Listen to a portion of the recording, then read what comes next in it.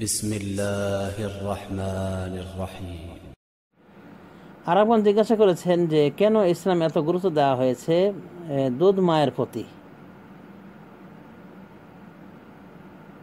তারপরে এটাও বলেছেন যে আমরা তো অবশ্যই শরীয়তে যা সাব্যস্ত হয়েছে সেটাকে আমরা মেনে নিয়েছি, তবে এর হেকমত কি জানতে চাওয়া হয়েছে। তো আমরা বলবো যে এর হেকমত হলো এটাই যে আল্লাহ রাব্বুল আমিন তিনি হারাম করেছেন, যে সমস্ত নারীদেরকে বিয়ে করা হারাম আল্লাহ রাব্বুল আমিন সূরা নিসার ভিতরে ঘোষণা করেছেন, তাদের মধ্যে হলো দুধ মা।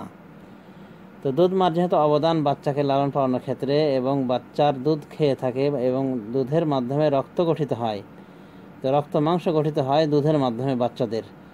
তো যে নারীর মাধ্যমে এত উপকৃত হলো বাচ্চা, সে বাচ্চার সম্মান পাওয়ার সে অবশ্যই যোগ্য।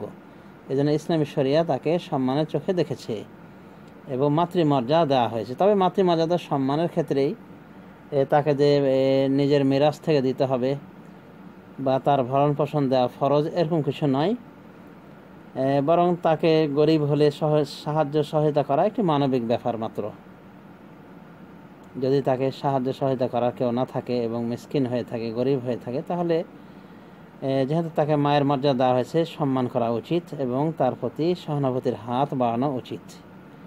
এই উচিত পর্যন্ত সীমাবদ্ধ। ফরজ আল্লাহ রাব্বুল আমিন যেহেতু করেননি এবং আপন মায়ের মতো গণ্য করা হয়নি এসব বিষয়ে, মানে দায়িত্বের বিষয়ে, অতএব এগুলির প্রয়োজন নাই, এগুলি ফরজ নয়।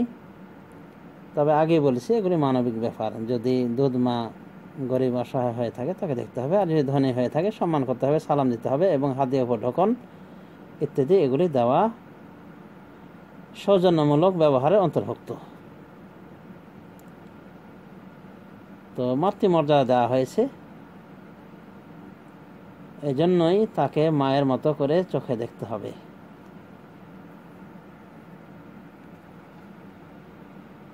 আশা করি বুঝতে পেরেছেন।